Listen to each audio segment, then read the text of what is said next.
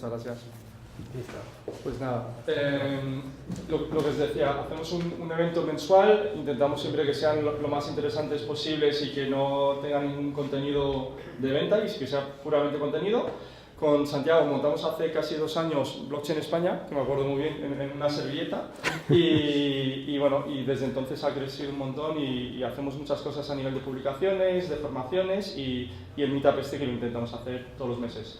Los próximos meetups que vamos a tener va a ser, creo, el 23 de abril, que va a ser sobre identidad digital descentralizada, donde se va a presentar el informe que está haciendo Blockchain España con la Alianza Blockchain Iberoamérica sobre identidad digital descentralizada, y donde vamos a explicar qué es SSI y todo eso. Y después también en mayo vamos a repetir uno que hicimos sobre smart contracts, que hubo muchísima gente que no pudo venir o que se quedó fuera, entonces lo vamos a repetir. Y estos son los próximos que tenemos para lo que es abril-mayo. Y nada, con eso es todo. Aquí os dejo a Santiago, que Santiago es un director del CTO básicamente de Club, que es del grupo Barrabés, que ahora os contará un poco más. Sí. Y estaros atentos también porque al final vamos a dar unos regalitos, entonces para los que se llegan hasta el final quizás se pueden llevar algo y ya Santiago os puede explicar todo eso, ¿vale? Bueno, vamos a empezar con algunos regalos al principio. Al principio sí. También, al principio y final. Bueno. Entonces... O si no, casi mejor al final, y así que se queden. Los obligamos a que se queden, ¿vale? Por si acaso. Bueno, en primer lugar, daros las gracias, como siempre, cuando me invitan a un sitio, pues... Veo por allí algunas caras conocidas, así que, ¿qué tal? Y, bueno, pues, como decía Alex, efectivamente, Blockchain España ha sido una aventura que se inició en una servilleta, si no recuerdo mal, en OpenExpo, del año 2017, de manera muy divertida. O sea, todo lo que tiene que ver con todas estas tecnologías resulta muy divertido. Yo os voy a contar un poquito ahora sobre mí, pero es para contextualizar. Es decir, luego os voy a contar un proyecto que estamos haciendo, en el que estamos trabajando, para que veáis esa interrelación entre blockchain e inteligencia artificial, pero no con ánimos de venderlo ni de que lo compréis, sino para que veáis que esto realmente es una realidad que se puede hacer, dentro de ese prisma que luego os contaré. Entonces, bueno, como has dicho, Alex, soy el CTO de Club, del grupo Barrabés. No he venido a hablar de ninguno de los libros, aunque luego igual regalamos alguno, ¿vale? Luego... Quiz es una página que nos va a permitir hacer... Os he dicho que vamos a empezar con un pequeño examen, bueno, acabamos con un pequeño examen, ¿vale? Ese no va a ser el código, pero bueno, ahí hay 12 preguntas, a ver cómo las respondéis, a ver un poco el sentir de la audiencia, ¿vale? Bueno, vamos a hablar un poco de porque tenemos un mundo que está cambiando una barbaridad. En los últimos, yo diría... 30 años, desde el nacimiento de Internet, el crecimiento, la evolución y el cambio ha sido más que en prácticamente toda la historia de la humanidad, y yo creo que en eso no estaréis conmigo, ¿no? Si tuviéramos que hacer un mapa de tecnologías que van a cambiar nuestra vida, pues probablemente ese mapa serían estas 30 tecnologías que os he puesto ahí. Claro, entender el impacto de estas 30 tecnologías pues es verdaderamente complicado, porque prácticamente cada una de ellas nos da para dedicar toda nuestra vida a su desarrollo y aprendizaje. Claro, entonces, ¿cómo entender el tema de la evolución de la tecnología de manera que nos impacte y realmente nos demos cuenta de que ese cambio ha venido y que ha venido para quedarse? Yo siempre pongo una slide que seguramente alguno de los que hayáis estado en alguna charla conmigo ya habréis visto, que es esta de aquí. Esta es el mundo y el cambio del mundo, y esto es lo que os debería de impactar. Fijaros que estamos hablando del Congreso de los Diputados y representa 3 momentos del espacio-tiempo resumidos en una diapositiva, que es el futuro al que vamos. Fijaros en la primera imagen que tenéis ahí a la izquierda. Eso es la primera, el mundo digital. Fijaros la cantidad de gente que hay trabajando. Hay un tío hasta evitando que le pongan que le dé al presentador el sol para que no se le corra el maquillaje. A mí hace 5 segundos me han hecho ahí una microentrevista y no me han dado ni agua, muy mal. Bueno, bromas aparte, Ese es el mundo analógico, ese es el mundo del que venimos, el mundo que está desapareciendo, pero que todavía está con nosotros, y por eso a veces resulta complicado el darnos cuenta de que eso está pasando. Sabéis que si dibujamos una función exponencial, que es lo que nos afecta, una función exponencial, si yo cojo y miro esa función exponencial en dos puntos del tiempo muy cercanos, el uno al otro, esa función exponencial parece una función lineal. Claro, cuando yo analizo una función exponencial acotando en el tiempo muy pequeño, parece como que el cambio es muy pequeño. Sin embargo, realmente, luego se produce un punto de inflexión y nos arrolla, y nos bate completamente. La segunda imagen, ¿qué es? La CNN, el mundo digital, ese mundo en el que ya estamos viviendo y en donde en algunos incluso habéis nacido, los millennials, ¿no? Esta generación que va a cambiar el mundo, aunque yo siempre digo que teniendo en cuenta cómo está la pirámide de población invertida, yo creo que el mundo más de los millennials es de los vegenials. Entonces, queda una oportunidad a los que nos vamos acercando cada vez más a esa edad de oro, ¿no? Entonces esto es muy interesante, ese mundo digital, ¿no? en el que nos encontramos, pero que con la CNN no se ha desarrollado todavía en su máximo esplendor. ¿Dónde se desarrolla? En la siguiente imagen, ¿no? La siguiente imagen es ese futuro que nos empodera como usuarios y donde la tecnología consigue que una sola persona pueda llegar a cambiar muchísimas cosas. Esa señorita que tenéis ahí es una influencer. Y no solamente es una influencer, es que está haciendo algo que los otros dos probablemente les va a costar mucho a llegar, ¿vale? Y es que esta señorita está emitiendo en 4K.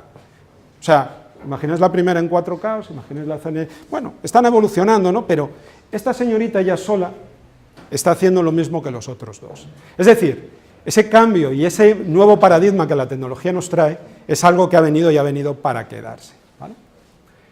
Bueno, y hay dos de esos 30 que nos vamos a quedar, vamos a hablar ahora. Uno es blockchain. Blockchain sabéis que se inicia en un momento bastante interesante de la historia de la humanidad, porque se inicia con Bitcoin, se inicia con Satoshi Nakamoto en el año 2008, cuando publica el paper en noviembre, y cuando la red Bitcoin se pone en marcha el 3 de enero del 2009. Pregunta que tendríamos que hacernos, retórica, pero si alguien quiere contestarla, estoy dispuesto a que la conteste, ¿vale? Así que ahí la dejo. Si no hubiese habido una crisis de confianza en 2008 y se hubiese producido el problema de toda esa debacle mundial, económico, financiera, y por tanto, una crisis de confianza, ¿habría existido Bitcoin? Si alguien se atreve a contestarla, yo estoy dispuesto a escucharla. Es una pregunta que siempre me hago. Lo malo de no tener amigos es que uno pasa mucho tiempo pensando solo, ¿no? Entonces, bueno, no, tengo aquí a uno, a Alex. Bueno, José Luis también está por ahí. Entonces, una de las cosas que ocurre es que le das muchas vueltas a esto a la cabeza, ¿no? Pues es una pregunta interesante, porque fijaros que Satoshi Nakamoto, bueno, ¿quién es Satoshi Nakamoto? No lo sabemos. Hay quien dice que puede ser Nietzsche Stavo, hay quien dice que puede ser Hal Finney, de hecho el pobre hombre ya murió, no sabemos quién es. Hay quien dice que por ahí se autodenomina Satoshi Nakamoto, Craig Wright, hay a otros que le han colgado el San Benito, como a Dorian Satoshi Nakamoto, los de Newsweek. Bueno, yo estoy esperando también la película, ¿no?, de todo esto. La cosa es que Satoshi Nakamoto, si traducimos al castellano esto del japonés, es Satoshi, claridad de pensamiento, adentro, es Naka, moto, el origen o el fundamento, pensando con claridad dentro de los fundamentos. Es decir, ¿por qué aparece Bitcoin? Porque no hemos hecho absolutamente nada dentro del panorama económico, en el dinero, para crear algo que pueda ser un mejor dinero. Ojo con esto, ¿vale? No digo que Bitcoin sea el dinero correcto, a mí me mola, ¿vale? Pero no digo que vaya a ser el dinero, el mejor dinero. Pero por lo menos da un plan B, nos da un plan de escape. Los que cuando nos vamos a la cama pensamos que en ocasiones veo al Banco Central Europeo imprimiendo dinero y eso nos pone los pelos como escarpias, pues nos da un plan B, nos da una alternativa, que probablemente no sea la mejor, pero al menos es una alternativa, ¿no? Entonces esto a mí me parece muy interesante. Pero claro, hay quien dice que lo importante del invento de Satoshi Nakamoto es el nacimiento de la blockchain. Hay otros quien dice que lo importante del invento de Satoshi Nakamoto es Bitcoin, porque cambia el mundo. Si quitamos la forma de gestionar el dinero y lo ponemos de otra manera, cambiamos el mundo. Y hay quien dice que no, que el futuro está en blockchain para crear nuevos modelos de negocio. Y esto luego tiene su impacto, y esto tiene su impacto cuando hablemos de inteligencia artificial, ¿vale? Y ahora vamos a ver por qué. La ley de Johnston, ¿qué es lo que nos dice? David Johnston fue un early adopter del mundo bitcoiniano, se dedica ahora, entre otras cosas, al tema de inversiones blockchain, y dice que todo lo que puede ser descentralizado va a ser descentralizado. Y esa afirmación, que puede ser un poco prepotente, yo siempre la intento explicar con esta diapositiva, en donde pongo los dos mundos en los que nos encontramos actualmente. El mundo centralizado, el mundo de las web 2.0, el mundo en donde los datos pertenecen a las grandes corporaciones, en donde, pues muchas veces la pregunta, y esta pregunta también muchas veces la hago, ¿no? Porque a mí cuando hablo sobre todo con los ingenieros más jóvenes que trabajan conmigo, pues dicen, a mí me gustaría trabajar para Google, a mí me gustaría trabajar para Facebook, me gustaría trabajar para TikTok, Yo digo, tío, si lo haces ya, que no te paguen es otra cosa, pero todos trabajáis. ¿Qué ocurre? Porque a todos nos gusta cuando vamos con el teléfono, nos gusta que cuando estamos conduciendo nos diga el Google Maps, tío, por ahí, rojo. ¿Por qué? Porque todos estamos compartiendo nuestra información en tiempo real y los algoritmos de Google es capaz de pointarnos la carretera en rojo porque compartimos nuestra información. Claro, este mundo centralizado, que es el mundo en el que nos encontramos actualmente, tiene su contraparte ya en el mundo descentralizado, y estas aplicaciones ya existen, en diferentes grados de madurez. Probablemente algunas desaparecerán, probablemente otras nuevas se crearán, pero estos proyectos son proyectos que ya están ahí, y son proyectos que permiten tener un mundo descentralizado y, por tanto, cubrir esa promesa de que todo lo que puede ser descentralizado va a ser descentralizado, la promesa del empoderamiento del usuario, ¿de acuerdo? Claro, voy a hacer una encuesta. ¿Quién tiene de vosotros el antivirus en el ordenador? No me creo que solamente 5, sino decirme, vale, ostras, por Dios, vale, ¿quién tiene antivirus en el móvil? Bueno, ahí me creo que ya bajéis más las manos. ¿Cuántos de vosotros tenéis antivirus o pensáis tener antivirus ya actualizado? La nevera, el microondas, el smartwatch. Entonces, cuando hablamos de empoderamiento de usuario y de los datos en poder del usuario y que blockchain viene a traer un nuevo paradigma en donde los datos de los usuarios van a estar en poder del usuario, ¿yo os dejaría irresponsables que seáis vosotros los que gestionéis vuestros datos? Es una pregunta que os hago para que os pongáis en la cabeza. Yo tengo un filósofo al que siempre admiro y siempre lo pongo, todo el mundo me dice, siempre sacas el mismo ejemplo, pero es que lo adoro, yo soy un fan de Marvel, y como fan de Marvel soy un fan de uno de los grandes filósofos de Marvel, que es el tío Ben. ¿Y qué decía el tío Ben? Que un gran poder conlleva consigo una gran responsabilidad. Entonces, empoderar a una persona implica darle responsabilidad.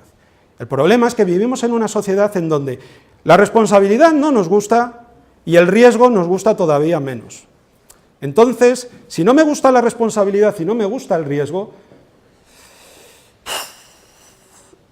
es difícil cuando hablamos de todo esto tratar de convencer. Y ojo, no trato de convencer, trato de inspiraros, de que pongáis la cabeza a pensar, ¿vale? Luego, después, si queréis, charlamos y comentamos, ¿vale? Entonces, este es un mundo en el que nos encontramos, que nos trae la cadena blockchain por detrás, ¿no? Ese mundo descentralizado. Y en donde nos encontramos con un enorme abanico de posibilidades. ¿Cuántos de vosotros sois usuarios de correo electrónico? El que no levante la mano está en una isla. ¿Cómo os habéis enterado que estaba yo aquí? Bien. Es decir, todos sois usuarios de correo electrónico. Vale, ¿cuántos de vosotros, y no valen los que seáis ingenieros en informática o demás, conocéis cómo funciona el protocolo SMTP? ¿Cuántos de vosotros conocéis cómo funciona POP3? ¿Cuántos de vosotros conocéis cómo funciona TCP/IP? Oye, ahí se levantó una chica. Bien. Vale. El resto, os la repampifla. Os da igual cómo funciona el correo electrónico. Lo que importa es que tenéis correo electrónico. Sin embargo, nos encontramos en una situación curiosa cuando hablamos con blockchain. Todo el mundo quiere saber cómo funciona blockchain. Todo el mundo quiere saber cuáles son las tripas de la cadena de bloques. Y el problema es que para poder entender cómo funciona correctamente la cadena de bloques, tienes que empezar con entender cómo funciona la teoría de juegos y los problemas matemáticos que se ponen encima de la mesa para resolver los problemas de consenso. Y claro, yo fui a EGB y nos explicaban las matemáticas de aquella manera. Entonces empieza a ser un pequeño problema, ¿no? Claro, la cuestión es que nos encontramos con una tecnología que os he dicho anteriormente, confianza. Blockchain trae de la mano confianza. Y es otra de esas preguntas que yo me hago siempre en la cabeza, ¿no? ¿Por qué la gente quiere tratar de entender cómo realmente funciona a bajo nivel la cadena de bloques? Pues probablemente por esto. Porque el correo electrónico resuelve un problema de comunicación. Bueno, lo podemos resolver hablando, podemos resolverlo con una carta, podemos resolverlo de muchas maneras, pero es que la confianza es algo muy importante, porque ¿tendríais novia si no tenéis confianza, o novio si no tenéis confianza en ella? ¿Tendríais un amigo si no tenéis confianza en él? ¿Haríais negocios con alguien si no tenéis confianza? Es decir, yo creo que intentamos entender la cadena de bloques porque trata del problema de la confianza, y la confianza es un tema que a todos nos toca muy de lleno. Entonces, cuando yo te digo que te voy a crear una solución en donde no vas a tener un tercero de confianza, quieres saber cómo lo vas a conseguir. Y eso yo creo que es el kit de la cuestión. Pero bueno, esto es una idea mía, ¿vale? Bueno, y ahora vamos a ir entrando, ahí adentrándonos un poco más en algunas ideas que luego van a ser importantes para el tema. Y es que, ¿cuál es el problema que tenemos hoy con la cadena de bloques? Pues el problema que tenemos, sobre todo los que somos frikis tecnológicos, ¿cuál es? Es que cuando aparece una nueva tecnología, la metemos dentro de la caja de herramientas, desplazamos todas las demás herramientas y decimos, esta sí que sí, esta es la que mola, esta es la que voy a utilizar yo, pero vamos, a diestro y siniestro. Y claro, ¿qué es lo que ocurre? Que entramos en un antipatrón de diseño que se denomina el martillo de oro, el Golden Hammer. El Golden Hammer, ¿qué es lo que dice? Que cuando solamente en mi caja de herramientas tengo un martillo, todos los problemas los veo como si fueran clavos, ¿vale? Entonces, efectivamente, a veces un problema se puede resolver con un martillo, y se resuelve muy bien, pero a veces necesito un destornillador, a veces necesito una sierra, y a veces necesito una llave inglesa. El problema es que hoy utilizamos blockchain para todo, y en cualquier lugar. ¿Y eso qué implica? Implica que hemos metido conceptualmente la pata en una cosa, y es que los seres humanos, ¿cómo aprendemos? Por analogía. ¿Eso qué significa? Significa que tratamos de asimilar y, cuando viene un concepto nuevo, aplicar lo que ya conocemos para poder aprenderlo mejor.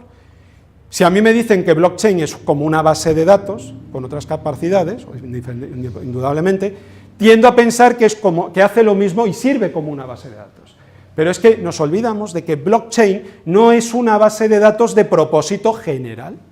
Y una base de datos que no es de propósito general, por eso existen las bases de datos de propósito general, resuelve un determinado tipo de problemas que no resuelve otro tipo de base de datos. Entonces, ¿esto qué es lo que nos lleva? Y esto es importante, porque si es una base que no es de datos, es una base de datos que no es de propósito general, ¿cómo exploto la información que hay en esa base de datos para poder sacar insights, para poder aplicar algoritmos de aprendizaje, para poder aplicar inteligencia artificial? Y eso es algo que habitualmente, ¿cómo se resuelve? Pues de la manera más sencilla, y es, cojo la información que no está en una base de datos relacional y me la llevo a una base de datos relacional, orientada a grafos, jerárquica, o la que os mole más, para poder explotarla y poder para poder aplicar algoritmos de inteligencia artificial. Sin embargo, este es uno de esos kits importantes que hay que tener en cuenta. Pensar también en otra cosa. Esto es lo que nos lleva a esto. ¿Qué solución de blockchain importa? ¿Blockchain pública? ¿Blockchain privada? Probablemente es como hacer la pregunta de intranet, internet, pues dependerá, ¿no? Habrá soluciones que interesen más las blockchain públicas, habrá soluciones que interesen las blockchain privadas, pero probablemente habrá situaciones en donde no necesito una blockchain, porque ¿cuándo necesitaré una blockchain? Cuando tenga un problema de confianza que quiera resolver, cuando haya un intermediario dentro del sistema que no me aporte valor. ¿Por qué compráis en el Corte Inglés? Porque es un intermediario de confianza que os aporta valor. Porque si queréis cambiar algo, sabéis que lo podéis hacer, y porque os garantiza que el producto que os vende, pues es de el fabricante que os dice. Si no, probablemente no estaríamos comprando en el Corte Inglés y compraríamos en el Top Manta. Claro, este debate nos lleva a plantearnos esto. Bueno, esta es una imagen que mi equipo de desarrollo usamos a veces, ¿no? Que es, bueno, están ahí los dinosaurios y le dice, veo tu futuro muy negro si no adoptas tecnología blockchain pronto. Esto es algo lo que en muchas corporates se les dice, ¿no estás usando blockchain? Mal. ¿No estás utilizando machine learning? Vas a desaparecer. Hombre, teniendo en cuenta que en España el 90% del tejido productivo es de pymes y muchas de ellas no tienen ni siquiera una página web, la situación no deja de ser meramente preocupante. O sea, yo si tuviera una pyme pondría ya a temblar. Tendría los pelos más de punta que los tengo ahora. Vale, si juntamos esto, hay un debate que nos lleva a esto. También para que reflexionéis. No digo que esto sea verdad o que tal, pero, oye, he decidido utilizar blockchain, ¿vale? ¿Necesitas dinero en efectivo? ¿Necesitas efectivo digital? No necesitas una blockchain, porque blockchain surge para resolver el problema de contabilidad. Ledger, si lo traducimos, es libro contable, ¿vale? Y los problemas de libro contables actualmente se dividen en tres tipos. Uno, procesos, donde la blockchain. 2, identidad. Me gusta. Y probablemente este señor, la próxima semana o el próximo mitad, os hablará mucho de identidad. 3, tokenomía, tokenomics. Tiene sentido, porque tiene también la parte de registrar en un libro contable el valor. Entonces, también tiene sentido. El tema de procesos me cuesta verlo. Y esto es un debate que tenemos hoy por hoy. Bueno, espero haberos motivado con el uso de blockchain y sobre todo, idea principal de todo esto. Blockchain no es una base de datos de uso general. No se puede explotar como se explota una base de datos normal para obtener insights. Y eso es vital cuando uno aborda proyectos de este estilo. Bien, nos vamos acercando al mundo del machine learning, ¿vale? Y dentro del mundo del machine learning, pues probablemente una de las promesas que relacionan machine learning e inteligencia artificial sea el mundo de los contratos inteligentes. Que Nietzsche Szabo, padre de los contratos inteligentes, pues podría haber utilizado un nombre un poco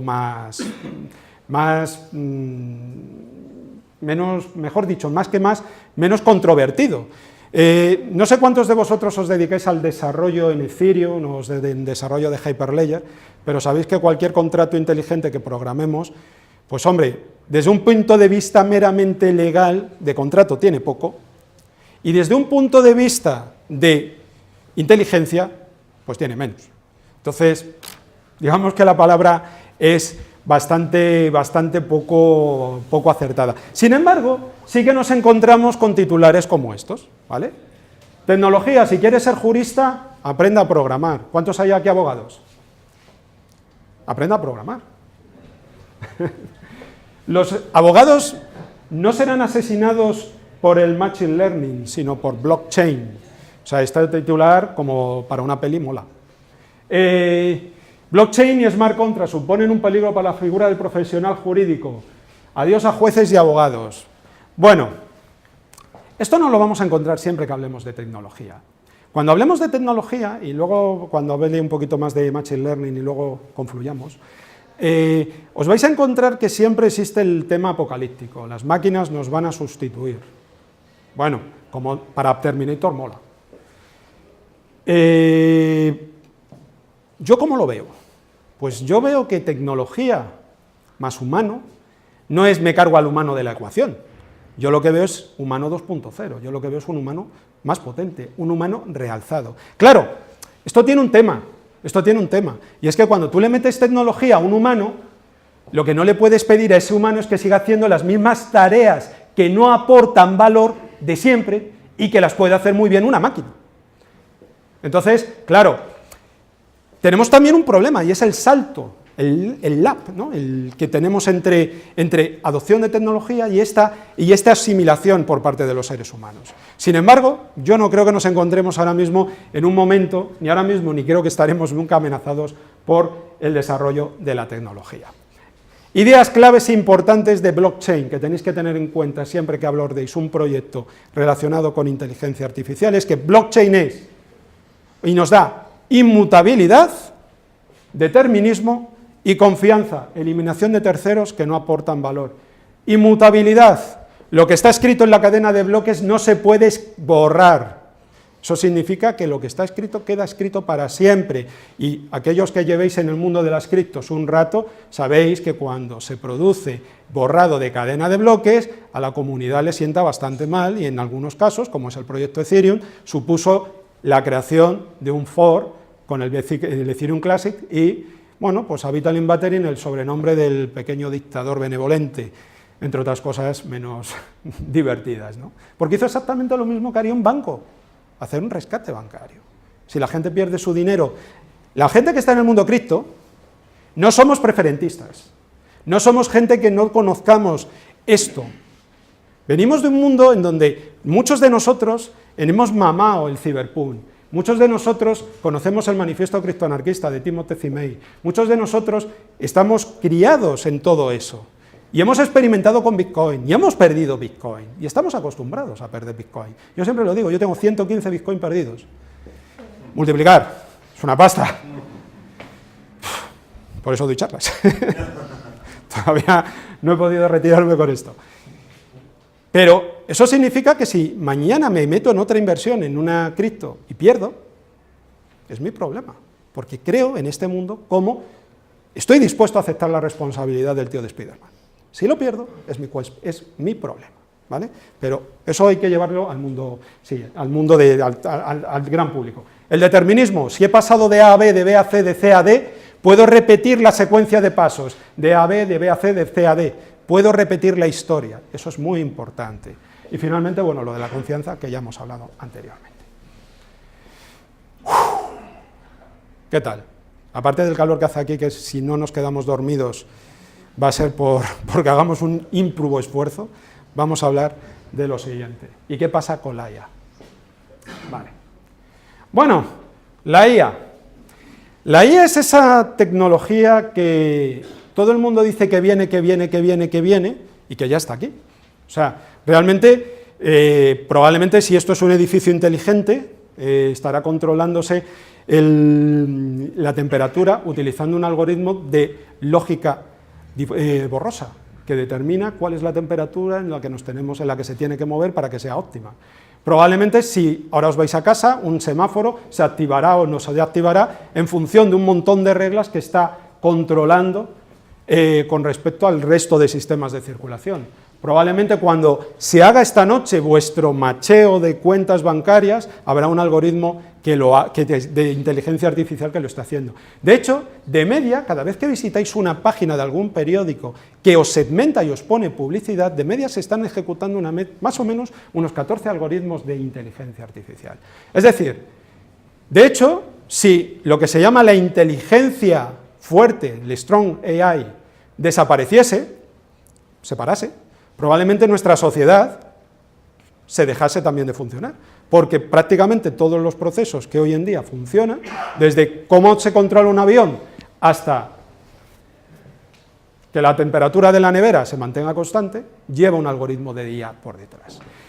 ¿Qué ocurre? Dentro del IA, pues hay, digamos, como yo me gusta esta diapositiva porque son dos grandes grupos de investigación bastante interesantes que hoy pues se podían considerar el mainstream, que es la parte del Machine Learning y la parte del Deep Learning. Dentro del Machine Learning nosotros lo que estamos haciendo es enseñar a los ordenadores a aprender. Pero Claro, cuando esto lo dices y lo descontextualizas, decir que los ordenadores aprenden, dicho así, da, como os decía antes, miedo. Cualquiera de vosotros que trabaje con inteligencia artificial sabe que muchos de los algoritmos de inteligencia artificial, ¿qué es lo que hace? Calcular puñeteras distancias euclidias. ¿Eso qué es? Raíz cuadrada de A al cuadrado menos B al cuadrado. Sí, es verdad que un ordenador lo hace muy rápido, y entonces ¿qué ocurre? Que entran muchos puntos, eres capaz de crear un centroide de esos puntos, ahora que entran otros muchos puntos, eres capaz de calcular un centroide de esos puntos, ¿vale? Es decir, tengo una nube de puntos por aquí, calculo el centro, que se calculan con distancias entre puntos, eje B, yo fui a eje B, os lo he dicho antes, otro conjunto de puntos, distancia entre puntos, calculo el centro, y luego cuando viene un nuevo dato, si A es tíos que se van a ir de mi sistema, y B son tíos fieles a mi sistema, cuando entre un nuevo dato, lo que tengo que decir es a cuál de los dos pertenece, y lo que tengo que hacer es calcular distancias. No hay inteligencia. No hay, dicho de otra manera, consciencia, que es lo que en definitiva nos debería, tal vez, lo que en general nos preocupa, ¿no? Esa consciencia, que las máquinas sean conscientes, ¿no? Los algoritmos de inteligencia artificial no son conscientes, son bastante estúpidos, ¿vale? ¿Qué ocurre? En el caso de las deep learning, lo que tenemos por detrás son redes de neuronas. Las redes de neuronas, pues también el nombre mola. ¿Por qué? Porque dices, neuronas, se simula el funcionamiento del cerebro. Aquellos que trabajéis con redes de neuronas, sabéis que el tema de las redes de neuronas, lo que nos traen encima de la mesa, que es que tienen que llegar a un estado de equilibrio en el cual sabemos que han aprendido. Y lo que resulta difícil muchas veces es entender el proceso por el cual se van calculando los pesos, se van activando los umbrales y se llega a ese estado de equilibrio. Pero realmente, si tú lo pones a mirar, muchas veces, ¿qué es? Un sumatorio de no sé qué, no sé cuántas. Muy sencillo. Es decir, no existe esa consciencia de la que os hablaba. Claro, sin embargo, estamos en un mundo que cambia, y si yo os dijera que pensarais en un pastor, que gallo me ha salido, eso sería probablemente lo que os vendría a la cabeza. Claro, en el mundo que tenemos hoy en día, un pastor, para mí, es esto, ¿vale? Efectivamente, que os diga que una inteligencia artificial no es como nuestra inteligencia, no significa que una inteligencia artificial no sea útil y no nos permita hacer cosas chulas. Claro, volvemos a lo que os decía anteriormente. Indudablemente, el pastor ya no podrá ir así. El pastor, ¿qué va a tener que ser? Un tío de tecnología. Es decir, a medida que vamos metiendo tecnología en nuestras día a día, en nuestros daily basic, ¿no? Como dicen los ingleses, pues cada vez nos tenemos que convertir más en tecnólogos y tenemos que aumentar nuestra capacidad de trabajo y nuestra capacidad de hacer cosas que creo que son más chulas que lo que hacíamos anteriormente. Bueno, aquí tenemos otro ejemplo. Este ejemplo es bastante famoso. Se puso a una inteligencia artificial a retar a una serie de abogados a ver cuál era mejor para tratar de descubrir 30 incidencias en un documento NDA. Los NDA son documentos de estos que se firman de confidencialidad para que las partes no revelen información. Obviamente, como todo documento legal, pues a veces tienen trampas, ¿no? Entonces, en este caso se pusieron a evaluar 20 abogados, 5 NDAs, 30 incidencias, y aplicando en este caso Deep Learning y procesado de lenguaje natural, buscar esas incidencias. Porcentaje de éxito de la máquina, 94%. Porcentaje de éxito de los 20 abogados, 85%. No está mal el de los 25, el de los abogados. Lo que ocurre es que los abogados tardaron 2,5 horas, la máquina tardó 26 segundos, sin contar, pues, que las máquinas no beben café. Entonces, eso también es otro mecanismo de ahorro que tenemos que tener en nuestras empresas. Bien, hay mucha leyenda, ¿no?, con esto de los empleos, el riesgo de la automatización. Dejen de fingir que la inteligencia artificial no va a destruir el trabajo, teniendo en cuenta que lo dice el Mid Technological Review, pues hombre, pues parece como que es una fuente, es un poco fiable, ¿no? Claro, yo siempre, cuando a mí se me ponen estas cosas sobre la mesa, yo tiendo a ser bastante siempre crítico y escéptico, ¿no? Y siempre digo, vamos a ver, pensemos, ¿cómo resuelve un problema una máquina? ¿Cómo lo resuelve un ser humano? Voy a poneros dos vídeos, ¿vale? Este es un vídeo, confiemos que funcione, que era lo que nos estaba dando problemas antes cuando estábamos preparando la presentación, en donde tenemos un aspirador, ¿vale? Un aspirador de estos que nos hacen la vida más fácil.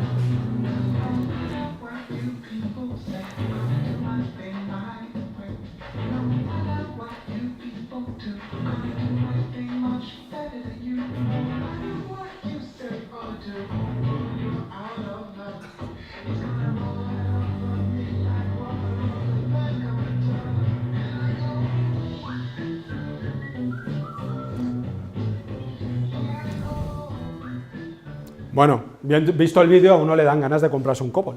He puesto un Cobol como podría haber puesto un Romba, como podría haber puesto cualquiera, ¿vale? A lo que voy es que es una máquina que limpia, ¿vale? ¿Qué es lo que hace? Pues básicamente va recorriendo un espacio, va calculando distancias, va haciendo un mapa, y en base a ese mapa y sabiendo dónde está la estación base, por los sensores que lleva, pues es capaz de triangular la habitación y moverse, ¿vale? Aquellos que hayáis estudiado inteligencia artificial y seguramente os sonarán los algoritmos de hormigas. Bueno, pues por ejemplo, esos se utilizan para este tipo de cosas. Vale.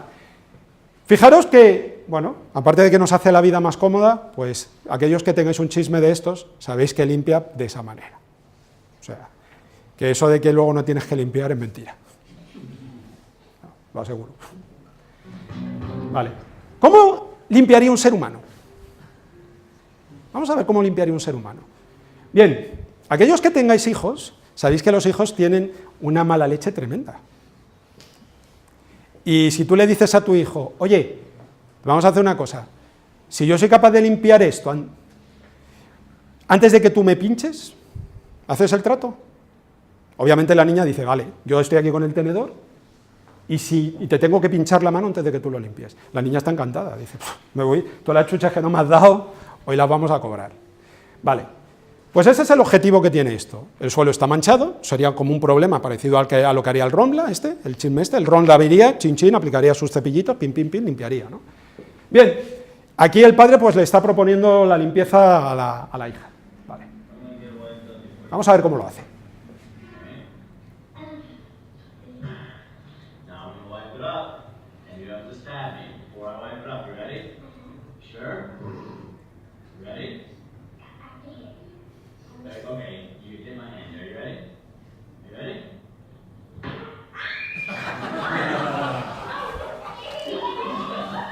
¿Qué es lo que nos dice este vídeo? Que los seres humanos tenemos una cosa, bueno, vamos a esperar a que pare, que si no, no se me oye. Los humanos tenemos una cosa para resolver problemas, y es que somos creativos. No utilizamos solamente algoritmos preestablecidos en nuestro neocórtex para resolver los problemas. O sea, tenemos una amplia variedad de formas de acercarnos a los problemas y de solucionarlos. Y eso es muy importante cuando tengáis que pensar en qué se puede resolver cuando estamos aplicando inteligencia artificial a blockchain. Porque de la misma manera que os estaba diciendo que blockchain tiene una serie de debilidades y una serie de ventajas, los algoritmos también tienen una serie de ventajas y una serie de debilidades, ¿no? Entonces, importante, todos los problemas son susceptibles de ser tratados mediante automatización. Yo suelo ponerle nombres a las cosas para que no se me olviden. Y yo, cuando hablo de inteligencia artificial, digo, ¿para qué vale la inteligencia artificial? Para resolver una tarea burra, ¿vale? ¿Y qué es una tarea burra? Es una tarea básica, una tarea uniforme, una tarea repetitiva, una tarea rutinaria, una tarea aburrida. Pero fijaros que eso no significa que no sean complejas. Pongo el ejemplo, ¿cuántos hay de desarrolladores de software aquí? Bueno, hay unos cuantos. Bien, todas estas tareas son tareas en donde se puede aplicar inteligencia artificial y que son un coñazo. Predicción y estimación. Por Dios. Selección del mejor patrón o algoritmo.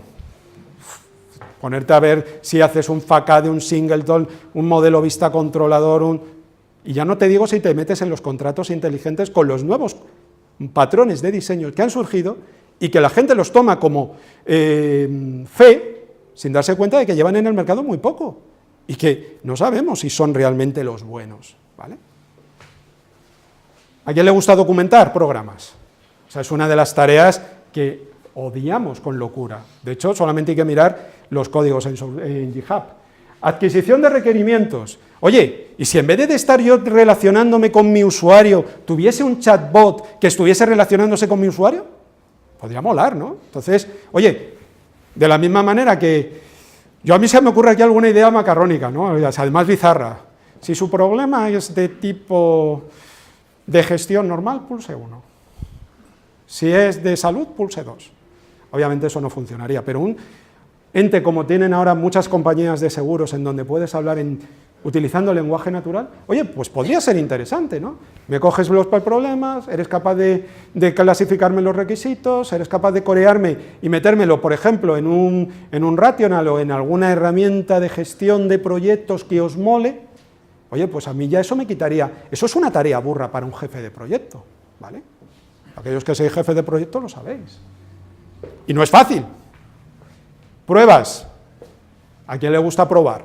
Aunque ahora hacemos mucho con el tema del Agile, del desarrollo orientado a pruebas, y primero hacemos los casos de prueba, y lo que tan de moda se ha puesto, que seguro que os molará esta frase, sobre todo los que sois desarrolladores, el compilador nos guía, ¿vale? Que viene a decir que yo creo un caso de prueba y cuando voy probando la aplicación, van fallando todos los tests, no tengo nada hecho. Obviamente, a medida que voy resolviendo esos problemas, el código va ejecutándose, el compilador me va diciendo qué falta y qué no falta, ¿no? Pero no deja de ser también un rollo crear casos de prueba. De hecho, hay herramientas para automatizar pruebas, ¿no? Análisis de código, etc., etc., etc. Claro, la tecnología de inteligencia artificial, el machine learning, el deep learning, lo que nos puede hacer es servir de catalizador. Yo me encuentro en este sitio y quiero llegar a ese sitio.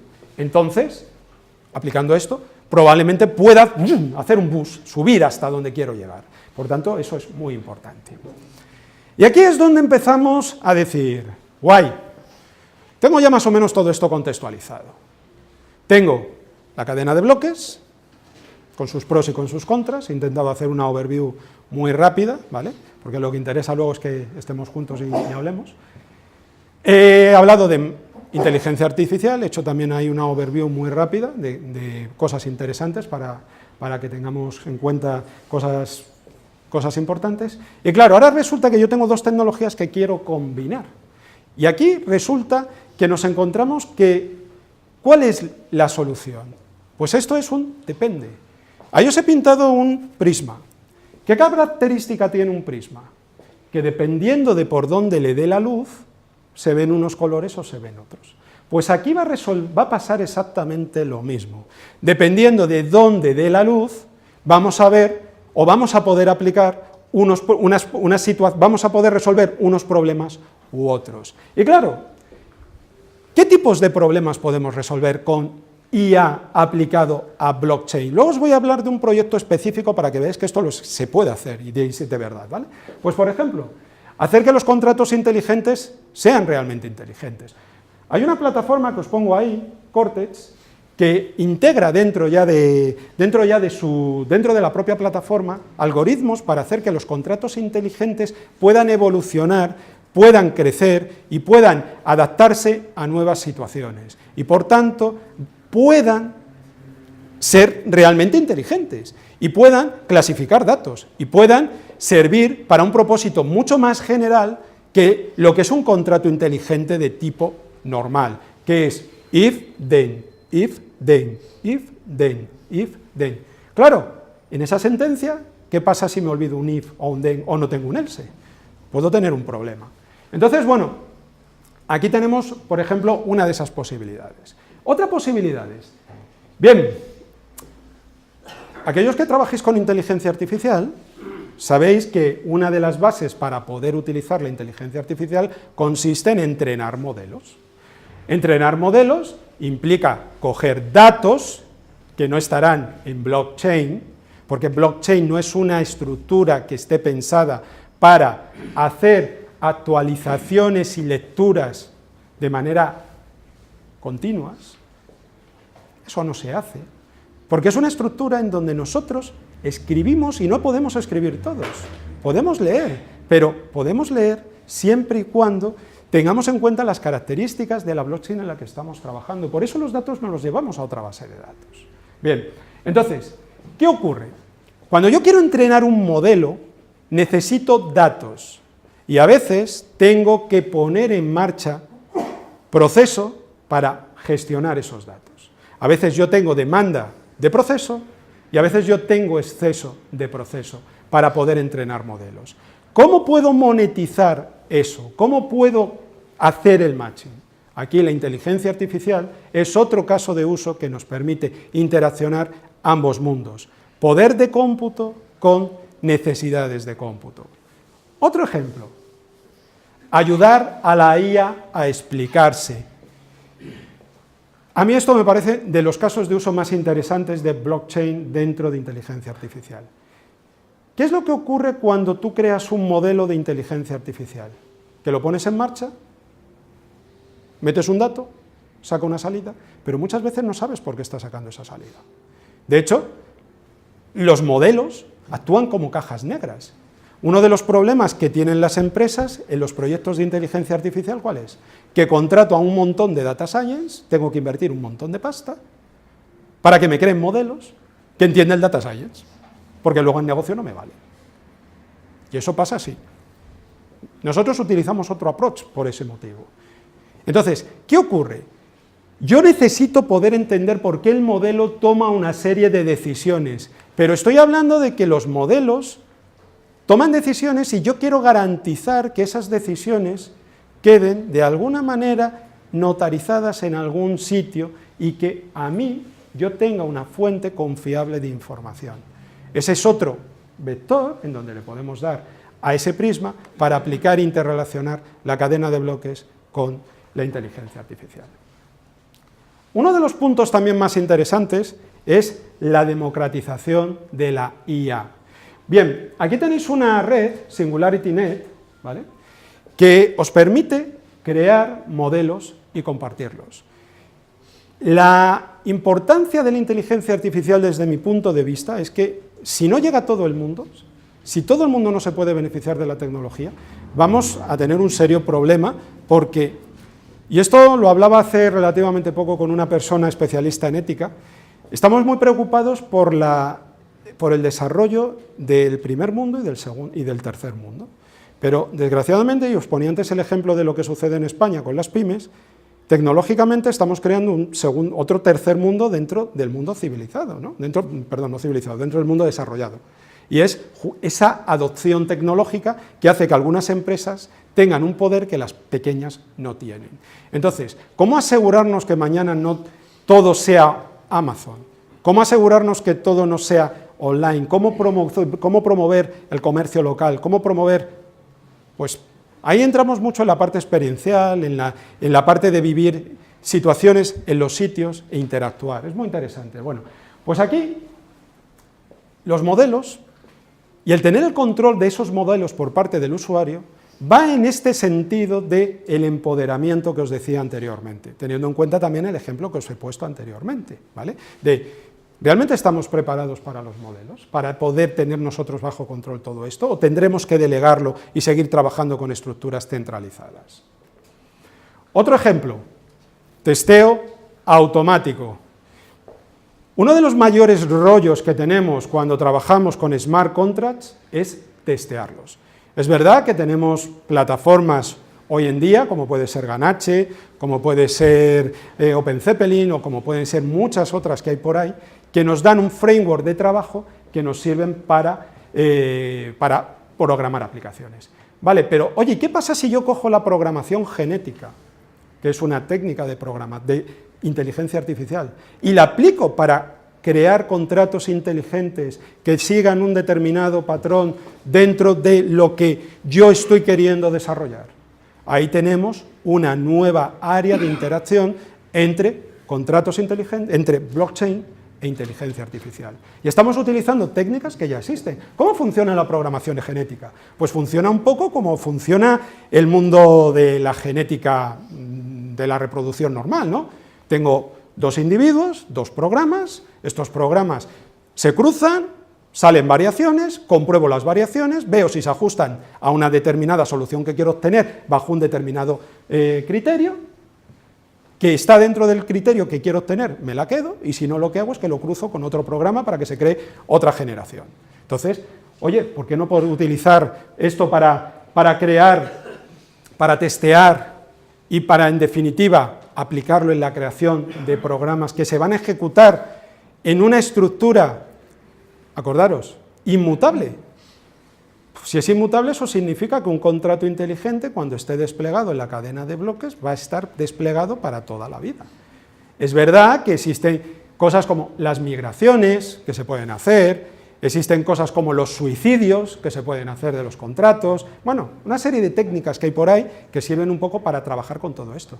Oye, pero ¿no sería mucho mejor que yo fuese capaz de crear esos programas de una manera que de alguna forma yo estuviese más protegido con respecto a todo esto? Seguimiento del origen de las monedas, otro proyecto en donde tiene mucha interacción o mucho interés el uso de la inteligencia artificial. ¿Cómo sé que una moneda no es una moneda de sangre? Es importante. Oye, ¿cómo sé que esta moneda no ha estado metida en un canal de prostitución?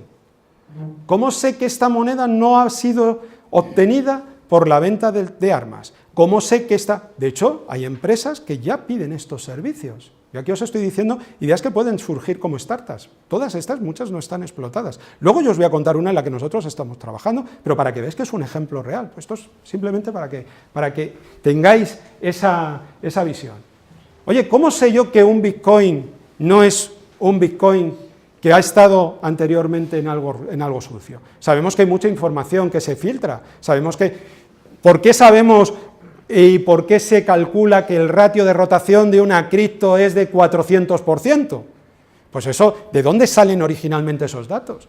Pues esos datos surgen porque se filtró la base de datos de Mt. Gox cuando se atacó ese exchange y se puso en la Deep Web. Y a partir de ahí se sacaron un montón de datos. Y hay mucha información que se sigue comercializando, muchos ataques que se siguen explotando y mucha información que circula por ahí abajo. Entonces, yo podría saber si un Bitcoin o cualquier otra cripto ha sido obtenida con un cierto grado. Fijaros, esto no es una ciencia exacta, existe un margen de error, ¿vale? Los modelos se ajustan siempre a un porcentaje, no hay ningún modelo que sea 100% efectivo, y si es 100% efectivo, eso seguramente significará que tiene un sobreajuste debido a un sesgo, porque los datos que habré obtenido serán probablemente incorrectos. Si yo estoy cogiendo datos, imaginaros, de direcciones que están metidas, porque no las he escogido bien, de las primeras direcciones de Internet, probablemente podré decir que que el dinero siempre va a estar relacionado con algo de la Deep Web, cuando eso no es verdad, porque existe un sesgo. Es como si yo cojo y aquí solamente tengo en cuenta la opinión de los varones blancos, ya está. Bueno, ¿qué ocurre con las mujeres? Igual si me entra en el sistema un varón blanco, lo va a predecir Huawei, pero ¿y qué pasa con una mujer? Entonces no voy a tener insights, ¿no? Entonces, el tema del seguimiento del origen de las monedas es otra de las áreas en donde se puede utilizar blockchain, inteligencia artificial. Trading, estamos acostumbrados a los bots de trading en el mundo del forex, mucha gente los utiliza. Oye, ¿por qué no utilizar los algoritmos de IA para predecir el precio del Bitcoin o de cualquier otra cripto? O sea, existen muchas técnicas, desde redes neuronales convolucionadas hasta los mapas de cojones, que tienen el nombrecito gracia, pero se pueden utilizar para hacer predicciones. ¿Por qué no utilizarlo para poder relacionarlo con el mundo blockchain? Fijaros que es lo que os decía, es un prisma. Depende de dónde te quieras enfocar, te podrás activar unas áreas o podrás activar otras. O mejora de la eficiencia. Esto ya no estamos hablando tanto de lo que es blockchain a nivel de dato, sino a nivel de lo que son los nodos. Uno de los problemas que tenemos es el problema de la escalabilidad. Y si yo pudiera predecir que un sistema va a fallar y pudiera corregirlo antes de tiempo, o el reenrutado de paquetes, aunque eso entra dentro de otros problemas, ¿no? Oye, ¿cómo hacer que un bloque se mueva de manera mucho más eficiente dentro de la red sin que, y volvemos a uno de esos conceptos que no se cuenta, sin que toda la teoría de juegos que hay por detrás se vea afectada y en donde los mineros quieran seguir participando en el sistema y no atacarlo? Entonces, ahí tenemos otra área de trabajo muy interesante. Como os digo, estas son algunas de las que interaccionan entre blockchain e inteligencia artificial. Os voy a poner un ejemplo de algo que hacemos nosotros, que yo os digo, solamente para que veáis que esto se hace. Nosotros tenemos un framework que se llama Alexandria. Alexandria surge como una plataforma para poder crear aplicaciones blockchain para dummies. Es decir, tú no tienes ni idea de programar aplicaciones, pero tenemos muchos programadores en el mundo que saben manejar APIs REST y son baratos. ¿Cuál es el problema de un programador de blockchain? Que cobra una pasta, ¿vale? Y yo dirijo una empresa y tengo que intentar balancear unas cosas con otras. Claro, si tengo un core de programadores blockchain que son muy buenos y son capaces de crearme una API REST que permita que la gente de front pueda crear aplicaciones blockchain en los diferentes escenarios que yo me muevo de una manera muy efectiva, pues puedo crear aplicaciones, puedo llegar a muchos usuarios y puedo escalar. Y por tanto, como soy una startup, puedo sobrevivir en este mundo, ¿vale? Pues eso es Alexandria, o eso era Alexandria. Claro, ¿qué ocurre? Del prisma, ese que os comentaba antes, una de las posibilidades es, oye, vivimos en un mundo en donde una de las capacidades que tiene la inteligencia artificial es crear agentes inteligentes. ¿Un agente inteligente qué es? Un agente inteligente es algo que tiene percepciones, un ambiente, y en base a ese ambiente puede realizar alguna tarea, puede tener acciones. Bueno, se suelen llamar sensores, se suelen llamar efectores a estas acciones. Luego aquí nosotros lo que se pone por dentro es aprendizaje. Este gráfico lo vi hace algún tiempo en internet y me gustó mucho porque explica muy bien lo que es un agente inteligente en una imagen muy tonta, ¿vale? Entonces, claro, si yo cojo y hago que Alexandria, en vez de tener solamente una API REST que me permita trabajar con tokens, que era lo que originalmente podía, trabajar con tokens fungibles o no fungibles, o conectarse a Hyperledger, le doy un barniz que me permita crear una capa digital descentralizada en donde los agentes sean aplicaciones que me responden cosas. Es decir, si yo tengo una plataforma a la que le puedo preguntar y estos agentes son capaces de responder a esas preguntas, pues puedo hacer cosas muy relacionadas con todo lo que os he contado anteriormente. Eso es lo que se pretende hacer con esto. Entonces, ¿qué es lo que tenemos aquí? Tenemos agentes inteligentes que permiten hacer, básicamente ahora mismo, tres cosas. Auditoría de contratos inteligentes, saber si un contrato inteligente está bien hecho, está bien programado y sigue con las buenas prácticas. Esta parte está bajo desarrollo. Bueno, las tres están bajo desarrollo, lo que pasa es que están en diferentes grados de desarrollo, ¿vale? Hacer evaluación de ICOs. ¿Y esto por qué hacer evaluación de ICOs? A ver, yo trabajo para Club. Club es una startup del Grupo Barrabés. El Grupo Barrabés, bueno, seguramente los que os guste la montaña diréis, ¿los de la ropa deportiva? Sí, los de la ropa deportiva. Pues aparte de vender ropa ahí en la calle de O'Donnell, que os recomiendo que os pasáis, que es ropa muy buena, desde el año 2000 somos una empresa de transformación digital, ¿vale? Entonces ayudamos a muchas corporates a utilizar tecnología para resolver sus problemas. Pero es que no solamente hacemos eso, sino es que tenemos una parte que es la parte de financiación de startups. Nosotros financiamos startups. Si tú vienes con una idea y la idea mola, te la vamos a financiar. Nos quedaremos con un cacho, pero te la financiaremos. Entonces, una de las cosas que nos ponen sobre la mesa es, oye, ¿cómo podríamos dentro del mundo de blockchain valorar proyectos que estén relacionados con ICOs, con STOs y cosas parecidas? Entonces, oye, si yo tengo un agente al que yo le hago una pregunta y es capaz de decirme si un determinado proyecto, una determinada cripto que quieren sacar es un scam o no, pues a mí me ayudaría, por lo menos podría tener un valor de decisión, ¿no? Más que la nariz, ¿no? Y otra de las cosas que suceden es que para nosotros es muy importante reducir cuánto va a costar emitir una transacción a la red. Eso es importante. Cuando quieres hacer una solución blockchain que escale y que no os vendan la moto, ¿vale?, tenéis que crear una estructura que permita escalar la solución independientemente de cómo evolucione la blockchain que tenéis por detrás. Tenéis que pensarla vosotros. Ahora se habla de Raiden, guay, en el caso de Ethereum. Se habla de las Lightning Network, en el caso de Bitcoin, bien. Pero esos son proyectos que no dependen de vosotros. Vosotros tenéis que hacer proyectos que dependan única y exclusivamente de vosotros. Y una de las cosas que hay que controlar cuando se emite una transacción a una blockchain es el coste que nos va a suponer emitirla, porque no es siempre el mismo. El gas depende. Aquellos que conozcáis Ethereum, sabéis que en 2017, ¿qué ocurrió con los criptogatos? No os acordaréis, ¿no? El precio del gas, era de broma, ¿vale? Cuando Bitcoin estuvo sobrecargado también en algunos momentos, se llegó a tener que pagar mucho más dinero, o sea, creo que era una proporción de, por $20, 50 de comisión. Era una cosa así. Era una burrada. O sea, hay cosas que no tienen sentido. Es decir, un gran poder lleva consigo una gran responsabilidad. Cuando hacéis soluciones y un cliente os está pagando para hacer una solución blockchain, sois responsables de que la solución funcione. Y no vale decir, es que se ha caído el nodo, es que no funciona esto, es que no sé qué, porque os van a pedir responsabilidades por ello. Entonces, una de las cosas que hay que controlar es el coste de la transacción. ¿Cuándo vas a emitir la transacción a la red? ¿Vale? Entonces, ¿qué estructuras off-chain vas a mantener para respaldar la información para que en un determinado momento la escribas en la red y realmente resulte interesante? ¿Vale? Bueno, pues estas son tres áreas dentro de la inteligencia artificial que con la inteligencia artificial se puede mejorar. Bien, nosotros ahora mismo, lo que no os podía contar las tres porque no me daría tiempo, me he centrado en esta, porque creo que es bastante gráfica.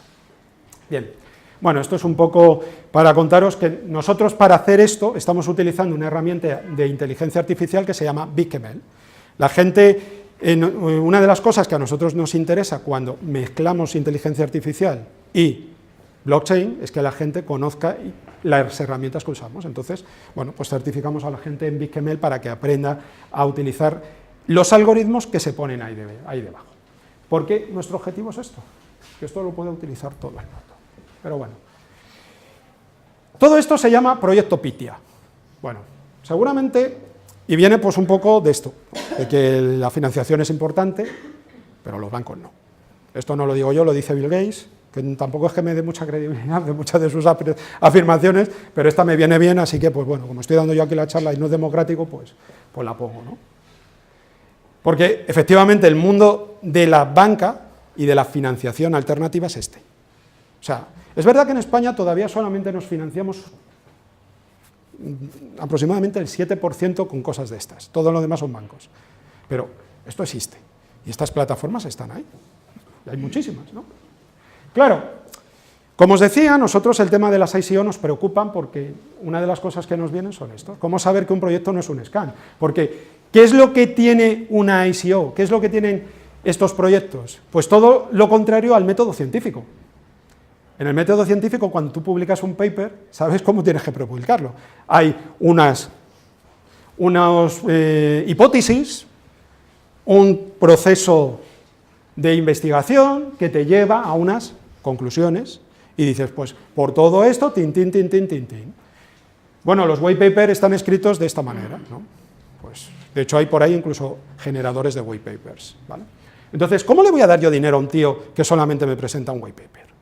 Estaría loco, salvo que sea un tío que quiera lavar dinero y quiera invertirlo en un proyecto y ya, amigo, como falles, ya vendré yo a pedirte las consecuencias de qué has hecho con mi dinero, pero eso es otra historia. Entonces, en ese proceso de que yo tengo una ICO, tengo que darle dinero, tengo que verificar una serie de cosas, porque esto es un hecho. El dinero que han movido las ICO ha sido 3 veces el dinero que han movido el Venture Capital en 2017. Todavía no tengo el dato de 2018, pero lo tendré en breve. Hay mucho dinero, ¿vale? Y además, no es que solamente haya mucho dinero, es que hay mucho dinero y en todos los sectores. Y claro, obviamente, si tienes clientes en todos los sectores, pues tienes que tener en cuenta también todo esto, ¿no? Claro, el tema de que puede ser un fraude, pues está a la orden del día, ¿vale?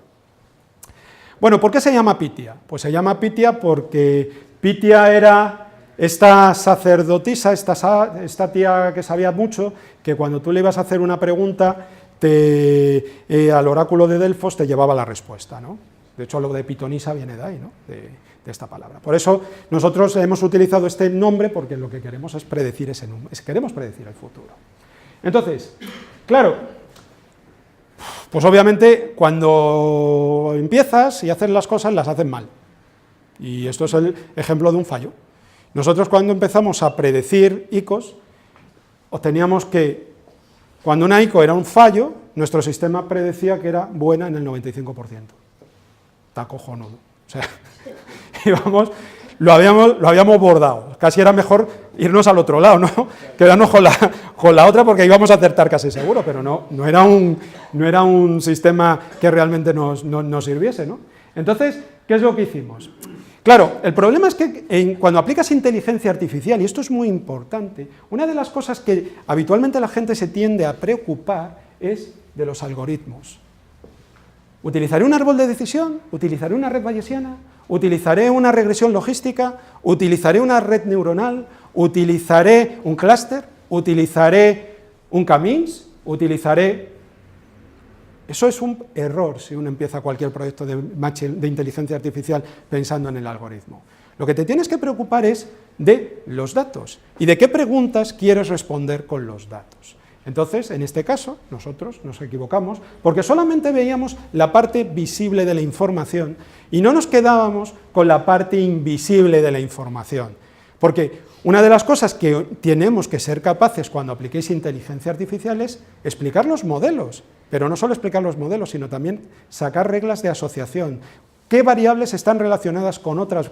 ¿Qué otras variables para poder hacer inferencia? Y eso da igual que sea blockchain, que sea el proyecto que os dé la gana. ¿Qué nos empezamos a dar cuenta?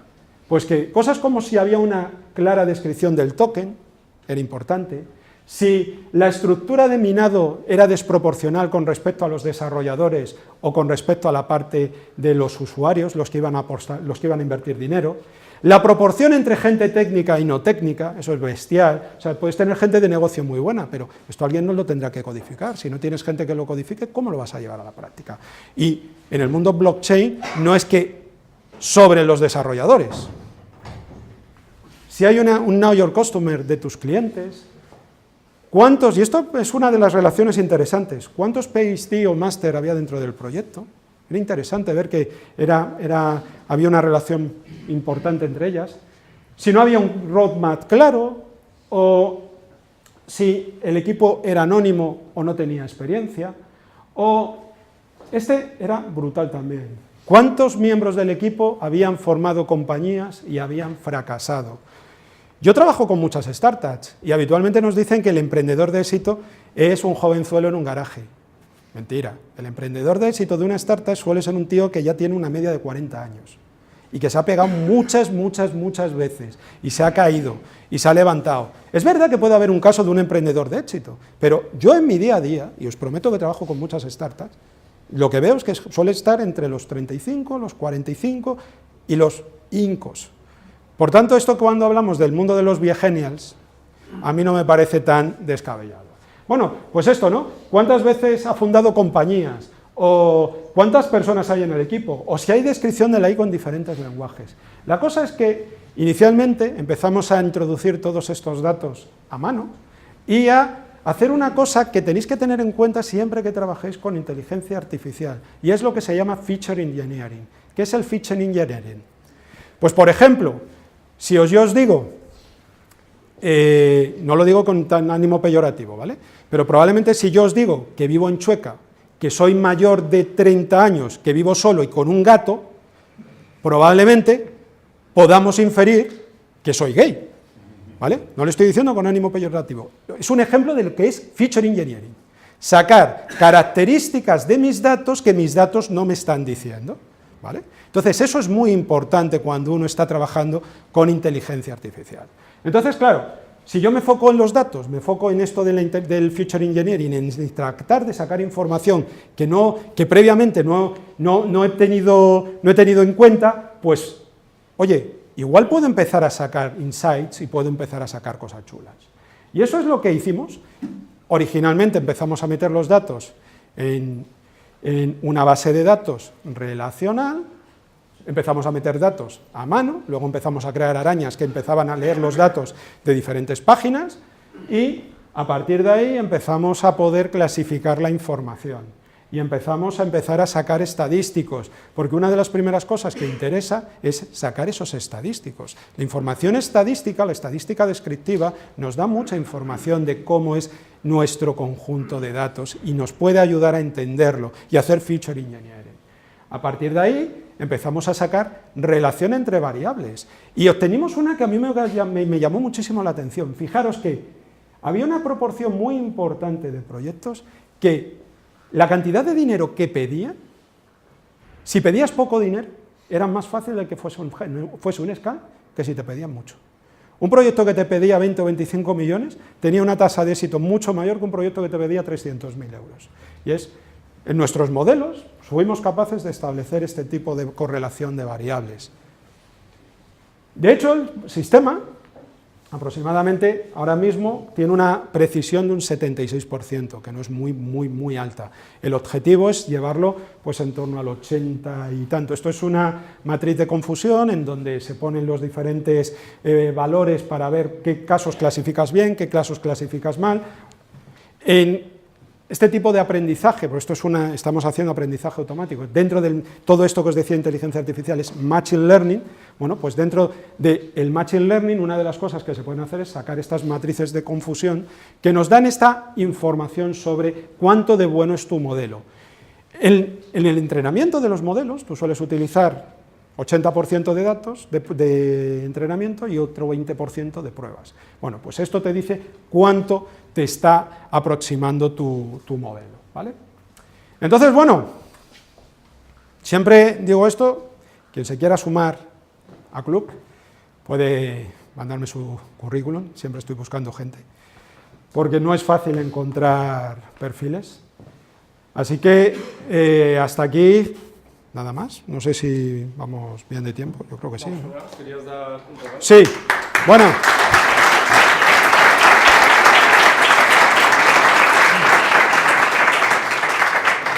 Espero haberos por lo menos inspirado. A ver, vamos a hacer una cosa. Vamos a hacer un examen. Fácil, es la hora. Espera, ¿cómo vamos de tiempo? Pero es verdad que normalmente hacemos... Creo que Sí. tenemos 10 minutos más. Vale, venga, preguntas. ¿Preguntas? Sí. Bueno, buenas tardes y muchas gracias por la charla. Muy buena. En verdad son 3 preguntas, pero son rápidas. Pues venga. ¿Cómo ves el progreso de SingularityNet desde que lanzaron la ICO en el 2017? 2, desde Club habéis probado la beta que ya está disponible. Y 3, ¿qué valoración te da Pythia de ese proyecto? Mal, regular y mal. O sea, es un proyecto que ha ido lento, pero que es verdad que, como otros muchos, tiene un roadmap interesante, ambicioso, pero que creo que le queda mucho todavía que demostrar. Pero como muchos otros proyectos que hay dentro del ecosistema. Si no recuerdo mal, nos daba una probabilidad de fallo del 60 y algo %, ¿vale? Más o menos. Pero no olvides que el modelo es preciso al 70 y pocos, ¿vale? Nos queda todavía mucho trabajo a nosotros también por hacer. Pero bueno, es un proyecto que sí, que está ahí también. O sea, date cuenta que nosotros, con esto, lo que estamos haciendo ahora mismo es tener una herramienta que nos ayude. ¿Cuál es el objetivo de los agentes? El objetivo de los agentes es que cuando tú quieras construir una solución sobre esta plataforma y quieras valorar algo, solamente tengas que preguntarlo para que un agente se encargue de resolver el problema que tú quieras. De la misma manera que cuando tú tengas un contrato inteligente, se lo pases al agente, el agente haga los procesos que tenga que hacer y te diga, tienes que revisar esto, con esto, con esto, con esto, con esto y con esto, ¿vale? Entonces, esto nuestro también es un trabajo en progreso. Podemos estar equivocados. Y de hecho, os he puesto el ejemplo anterior. Clasificábamos mal aquellas que nos iban a decir que eran bien, ¿vale? ¿Más preguntas? Lo mismo de otro proyecto que se llama Fetch. Fetch, ese no lo sé, ese tendría que mirarlo. Si te interesa mucho lo tengo que mirar. Ese no le conozco. ¿Cuándo vais a programar la inteligencia artificial que va a lograr eliminar el sesgo de la inteligencia artificial? Bueno, realmente el sesgo de... El sesgo de los humanos que A ver, existen dos técnicas para luchar con el sesgo. Lo que pasa es que son complementarias, que es el bias y la varianza. ¿Qué es lo que ocurre?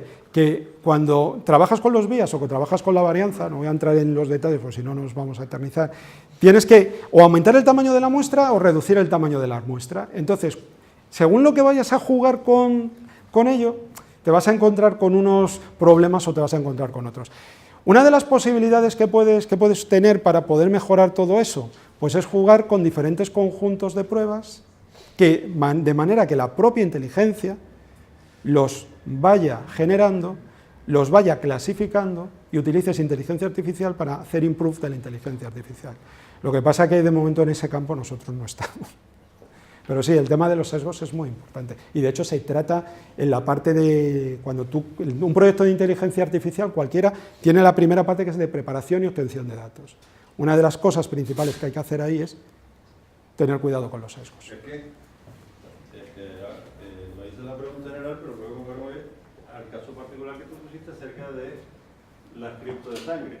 Pues entonces resuelve el mismo problema para los billetes de sangre. O sea, no me estés complicando la vida. Me dice, que no puedo, pero en la cripto sí puedo. Claro, el problema es que en el... ¿Por qué tienes que resolver el problema de la sangre? Claro, porque hay clientes que lo piden, pero ¿y por qué lo piden? O sea, a ver si me explico. Ya. ¿Qué pasa aquí, no? O sea, bueno, esto sería un poco como una vez cuando una persona me preguntaba que el Bitcoin era malo porque había estado en un sitio en donde había visto una chica que tenía un tatuaje con un código QR puesto aquí en el pecho. Entonces ahí la pregunta era, oye, el problema no es que la chica tenga aquí un QR, ella está buscando un nuevo medio de pago. El tema es, oye, ¿qué hacías tú en el club? ¿Vale? Porque entonces aquí el problema no es la tía con el QR, eres tú que estás en el club, que lo estás pagando. Obviamente, lo que nos permite el efectivo digital, lo que te permite, al estar escrito en un libro distribuido, es poder hacer un seguimiento más fácil, porque lo tienes ahí. Seguir un billete de euro lo veo más complicado. ¿Vale? No sé quién estaba primero. Mi pregunta es sobre el tema del servicio que estáis montando de valoración de ICOs. Sí. Bueno, es solamente uno de los que forman parte. Esto es simplemente un ejemplo para que veáis qué se están haciendo. Bueno, pues por mi trabajo toco tema de detección de daños en vehículos con machine learning. Entonces, uno de los temas que hemos investigado es que puedes con otra inteligencia engañar a tu inteligencia que está analizando esa foto de una manera que para decir, tú estás analizando una rozadura grande, ahí te pinta una nube de color azul, estoy exagerando, y de repente no ve la rozadura o la ve lo de grande. Es decir, es una especie se puede entrar en una especie de carrera armamentística. Sí, y de hecho... Tenéis un sistema, imagínate, valora muy bien las ICOs, los que quieren timar con las ICOs lo ven y se dedican a... Claro. Y efectivamente esto suena un trabajo que es evolutivo. De la misma forma que pasa con los algoritmos para determinar que el código es bueno. O sea, tú ahora mismo tienes un patrón de diseño que sirve para controlar que solamente el owner de un contrato es el que pueda llamar a la función kill, ¿vale? O a un suicide. Igual mañana resulta que ese tema está mejorado por un nuevo patrón de diseño que sigue no sé cuántas. Claro, nosotros seremos compliance, por decirlo de alguna forma, hasta la versión X, no estamos teniendo en cuenta nuevas características. Por eso estos proyectos son tan de seguirlos, ¿no? Porque no es un trabajo que lo haces, lo acabas y ya lo entregas, es un trabajo en donde tienes que seguir mejorando, donde tienes que seguir obteniendo... Claro, uno de los problemas que tienes es las fuentes de datos. ¿Y si la fuente de datos mete un sesgo? ¿Vale? Pues la única forma que ahora nosotros hemos encontrado es utilizar y machear la información de diferentes sitios. Algo parecido a lo que ocurre con los oráculos en blockchain. En blockchain tú puedes coger un contrato inteligente y te puede decir, oye, yo apuesto por el Madrid y yo apuesto por el Atleti. Entonces, ¿quién ha ganado? ¿El Madrid o el Atleti? No vamos a preguntarlo, porque probablemente aquí pueda haber un problema. Entonces, le va a preguntar un oráculo. El oráculo puede tener un sesgo. El oráculo puede decir que ha ganado el Madrid o que ha ganado el Atleti, y ser con mentira, y haber ganado el otro. Entonces necesitas que la tecnología a la que preguntas sea también o distribuida o preguntar a muchos oráculos para luego tú hacer la lógica que tú quieras. O sea, aquí pensar que tenemos creatividad al poder, o sea, eso es lo que se pretende cuando uno crea una solución, intentar crear un escenario de forma que resuelves un problema, lo resuelves bien, ahora lo vas ampliando y vas metiendo, ¿habéis visto la película esta de los padres de ella, en donde los círculos de influencia, ¿no? Pues obviamente, los problemas que os encontréis en software, o sea, esto es una pelota así, vamos, salvo que tengáis el capital probablemente, y no sé si Google, Apple y Facebook los tres juntos podrían abordarlo todo, habitualmente uno lo que trata de resolver, ¿qué es? Un problemita pequeño, y ser muy bueno en ese problemita pequeño, y ahora dice, venga, ahora voy a crecer un poquito más, y mientras crezca un poquito más, sobre todo si eres una startup, intentas no morir en el intento, entonces creces un poquito más y ahora resuelves otro problemita un poquito mejor, otro poquito más, y así progresivamente, pero si intentas resolver el gran problema, pues lo que te va a pasar es que indudablemente, el tema de los sesgos, fundamental. El tema de la introducción de los datos y de dónde obtienes las fuentes de datos, fundamental. El tema de la inteligencia artificial que lucha contra la inteligencia artificial, pues obviamente, claro, como los hacks, el software de seguridad contra los virus, ¿no? ¿Cuándo va a acabar esa pelea? Pues nunca. Esto es como las series estas de ángeles y demonios, ¿no? ¿Cuándo van a acabar? Pues cuando uno de los dos se canse, porque si no, no lo veo yo. Sí, dime. Hola, mi nombre es Oscar Melchor. Volvemos al tema del dinero de sangre. En el mundo empresarial se llama PVC, prevención de blanqueo de capitales. Sí. Mi pregunta es, bueno, lo piden las empresas, porque todas las empresas, todas las personas estamos sometidos a esa ley, absolutamente todas, todas. La pregunta es, yo puedo rastrear el dinero de acuerdo a, utilizando blockchain, etc. Pero es legal que yo publique los resultados utilizando una blockchain, ¿sería legal? Pues eso, legal, pues eso, mira, eso sí que no lo sabe, tendríamos que preguntar. Ya cuando entramos en esa parte de lo que es legal y no legal, ahí yo siempre lo que suelo hacer es ir con un abogado. Tendría que tenerme un abogado para podértelo responder, porque es como ocurre en muchos proyectos de blockchain, sobre todo los que están relacionados con dinero, no los puedes elaborar porque tecnológicamente puedas, ¿vale? Tienes que ver, por ejemplo, el tema de las ICOs, aquí en España no estaba permitido. Hace poquito la CNMV, ¿qué es lo que hizo? Mira, vamos a sacar una sandbox, que bueno, que ahora con el cambio del gobierno pues no sabemos lo que va a pasar con la sandbox, pero oye, ahí está dicho. Y os vamos a dejar que juguéis determinados proyectos que reúnan una serie de características. Y no solamente eso, además, si tienes un respaldo económico de no sé cuántos millones de euros, si además publicas un folleto, si además ya empiezan a clarificar las cosas, un poco también como ha pasado con lo de la declaración de la renta con las criptos, que antes tú decías, bueno, ¿declaro o no declaro? Porque no sé cuánto me van a cobrar por esto, o no, más o menos no sabías cómo te ibas a mover, ¿no? Entonces ahora mismo se va dibujando un escenario más claro. Yo creo que a medida que vaya pasando este año 2019 y cada vez más, y eventos como este ayuda a que la gente entienda lo que es la tecnología blockchain, lo que es tecnología machine, bueno, y hemos mezclado un poco las dos, pero a que entienda lo que es la tecnología, pues va a ayudar a que también el regulador se ponga las pilas. El otro día hablaban de que iba a haber una reunión entre alguien de Ciudadanos, del PSOE, del PP y de Podemos para hablar de blockchain. Yo tengo una curiosidad tremenda por ver lo que va a salir de ahí. O sea, a ver qué va a salir de aquello. O sea, porque fijaos, ¿no? Entonces, al menos una inquietud tiene. Dime, perdona. Para Ficia, en enfoque, ¿añade inteligencia artificial híbrida para la evaluación de las variables o es solo inteligencia artificial? A ver, nosotros utilizamos básicamente 3 tipos de algoritmos en este momento para esta parte de las ICOs. Por un lado utilizamos, bueno, realmente usamos 4. Utilizamos los árboles de decisión, por otro lado utilizamos regresión logística, por otro lado utilizamos reglas de asociación y por otro lado utilizamos clusters. Entonces, ahí tienes algoritmos que entrarían dentro de lo que es el aprendizaje automático supervisado y algoritmos que entran parte del aprendizaje no supervisado.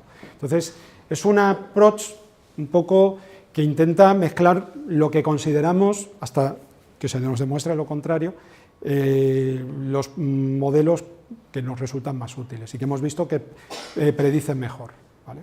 Entonces usamos, si te refieres a híbrido a eso...